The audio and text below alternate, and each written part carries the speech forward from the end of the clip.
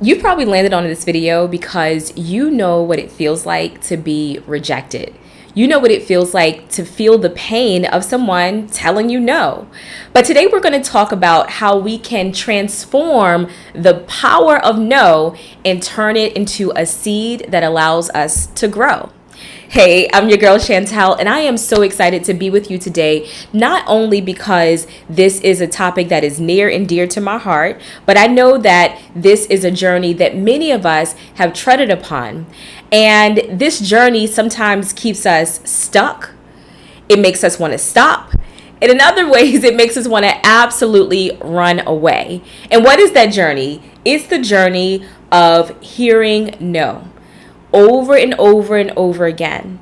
And sometimes we use that no as an indication that we should absolutely stop. It's this big glaring red light that's telling us stop, go no further. When in reality is that no can absolutely be used for your yes. And I know that sounds really strange, so I'm going to share with you actually 3 reasons how, in ways rather, that you can turn your no into a powerful yes.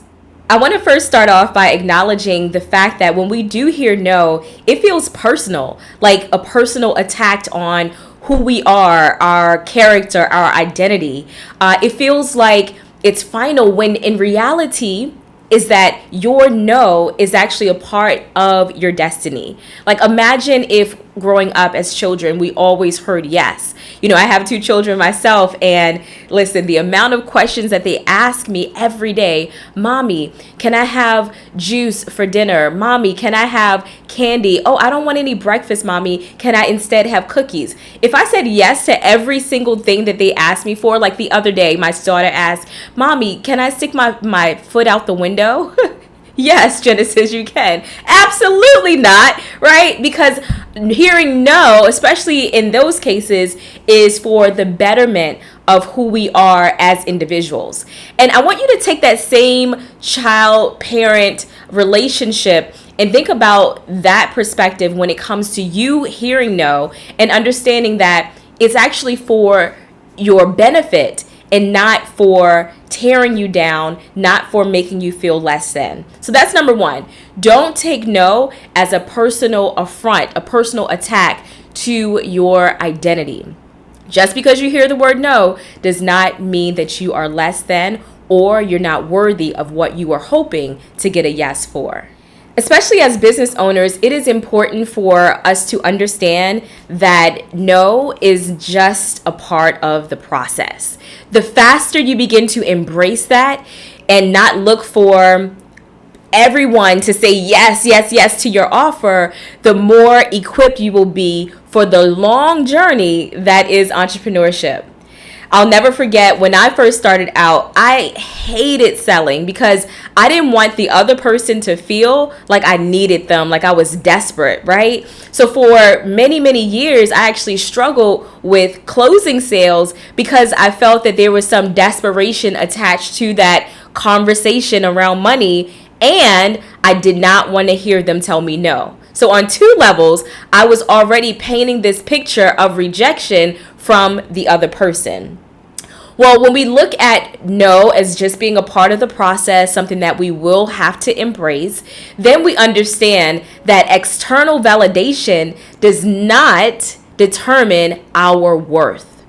You are enough. Whether someone says yes to your offer, whether someone says yes, you are accepted into school, no matter what their answer or response is, the one truth that remains is that you are absolutely enough and deserving of all that God has in store for you on your journey.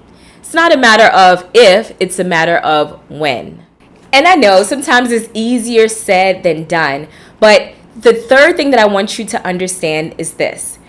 As you are journeying in the process of developing yourself as a business owner, as an entrepreneur, as a consultant, as a coach, guess what?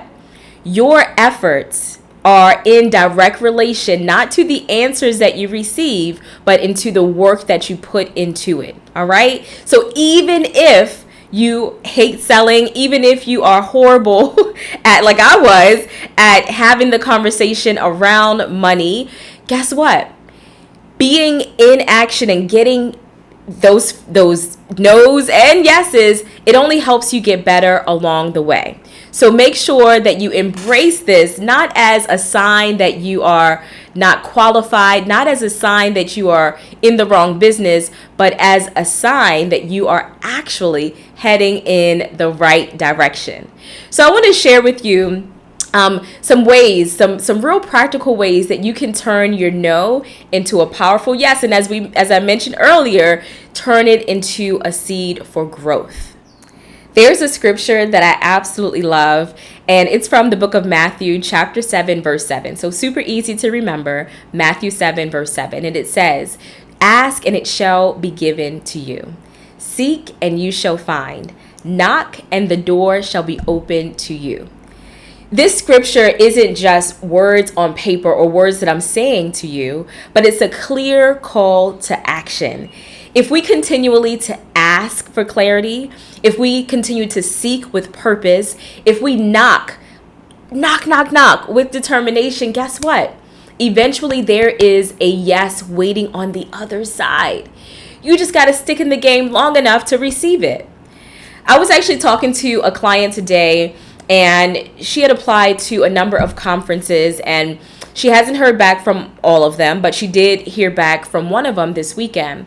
And she's like, "Chantel, I'm really discouraged because I applied for this conference. It had my ideal client there, and I so wanted to speak, but they told me no. What should I do?" So I gave her these strategies, and I want to share with you what specifically I shared with her. And that is, the more input you put in, the better chances that your output will reflect that response that you're seeking. So if you only, and this is what I told her, I said, if you're only applying to 4 conferences, right, the law of averages, you would probably only get 1 response.